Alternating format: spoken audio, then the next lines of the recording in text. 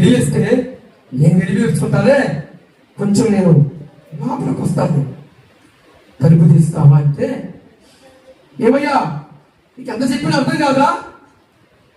ఎలాగేంటి మాతో ఎవరు మాట్లాడకూడదని మమ్మల్ని వెలివేసి చెబుతుంటే నువ్వు మధ్యలో వచ్చి మాకు పట్టిన గతి పక్కవాడికి కూడా పట్టకూడదని నేను మొత్తుకుంటుంటే అని అంటే, నేను బాటలా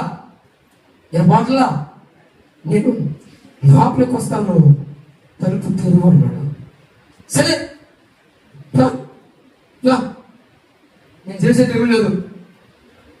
లోపలికి వెళ్ళి దాన్ని చూస్తే అక్కడ వస్త్రం కప్పిన ఒక బిడ్డ ఉంది. మా అక్కడ ఏంది అలాగా కప్పి వేసావు, ఏంటి ఏమన్నా అక్కడ అని అడిగాడు. అక్కడ ఒక వస్తువు ఉందిలే, ఆ వస్తువు కదలదా, కొరగట్లేదు, మోగట్లేదు, ఏమైందమ్మా అంటే, ఈమె ఇక ఉండపట్టలేక ఆపుకొని అయ్యా నా భర్త పోయి 4 రోజులైంది, నా బిడ్డ చచ్చిపోయిందయ్యా అని ఎప్పుగా ఏడిస్తే పెద్ద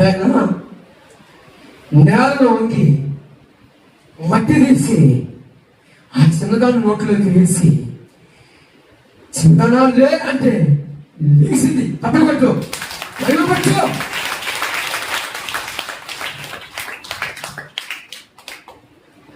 దిక్కులుగా నిలబడింది.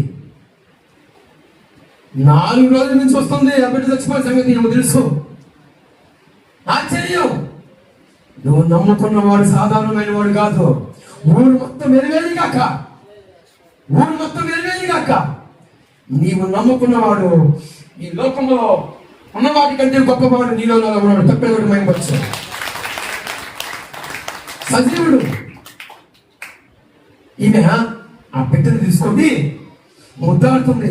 4 రోజులైంది కదా, మమ్మీ అని పిలిచి ముద్దాడుతుంటే ఈ లోపల వచ్చిన పెద్ద ఆయన వెళ్ళిపోయాడు.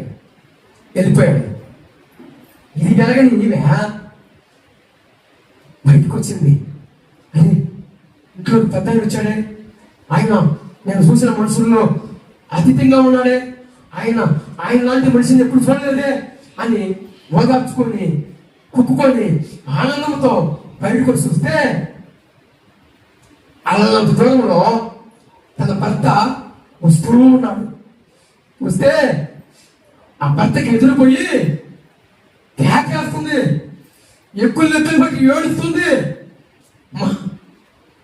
ఏమైందమ్మా అని భర్త అడుగుతుంటే, అయ్యా నువ్వు పోయింది మొదలు బిడ్డకి విషజాలం వచ్చింది, 4 రోజులు చచ్చిపోయింది. ఇవాళకి 4 రోజులయ్యా ఇవాళకి. అయితే ఒక పెద్ద ఆయన వచ్చాడు, నేను వద్దన్నాను. ఆయన ఒక మాట అన్నాడు, నన్ను వెలివేసేవాడు ఈ 3వ లోకాల్లో లేడు అన్నాడు.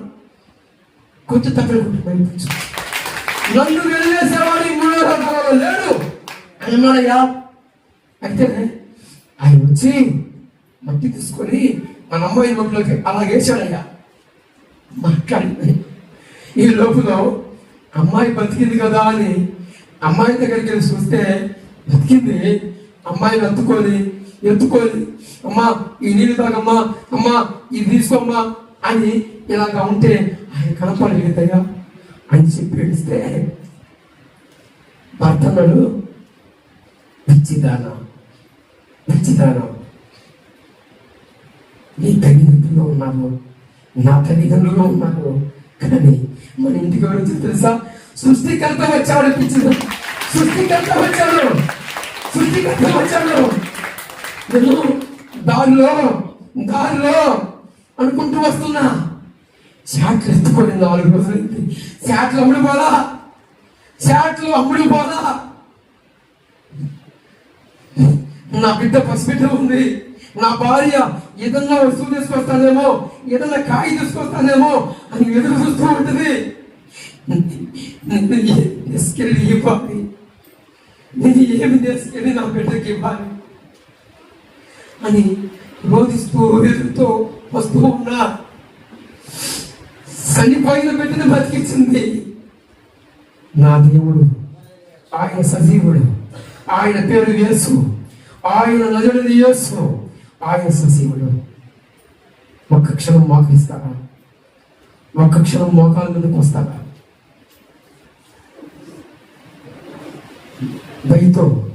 భయం ఎక్కువైతే దయతో క్షమించండి. పరిశుద్ధాత్మ దేవుడు ఈ రోజున నాతో నా హృదయంలో ఉంచబడిన మాటలు మీ ఎదురు ఉంచాడు. ఈరోజు ఆ ఇద్దరు భార్య భర్త సేవకులుగా మార్చబడి కుటుంబం అంతా ఏ కులమైతే ఎదివేసిందో ఆ కులంలో వాళ్ళే కాయలు, బ్యాగులు, రైస్ బ్యాగులు, ఆ ఊరే ఆశీర్వదింపబడటానికి ఆ ఇద్దరు భార్య భర్త అయ్యారు. ఈరోజు నిన్ను అడుగుతున్నాడు ప్రభువారు, ఈరోజు నీతో మాట్లాడుతున్నాడు. నేను నమ్మిన వారిలో కొందరు మోసం చేశారు, ఇల్లతానని చెప్పి ఎముకకు తిరిగారు. ఎవరైనా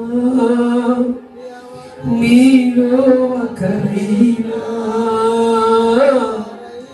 ఎలతారా నా ప్రేమను చెబుతారా అంటున్నాడు. ఎన్ని సంవత్సరాలు మీరు మారి, ఎన్ని సంవత్సరాలు మిమ్మల్ని నేను ఆయుష్కాలం నుంచి పొడిగిస్తూ ఉన్నాను. నా కొరకు ఒక్కరిని సంపాదించవా? నా కొరకు ఒక్క జ్యోతిని వెలిగించవా? నీ సాక్ష్య జీవితాన్ని జీవించి, నీ సాక్ష్యాన్ని జీవించి, నీ సాక్ష్య జీవితాన్ని జీవించి, నీ సాక్ష్యాన్ని వివరించి ఒక్క జ్యోతిని వెలిగించవా? సోదరుడా,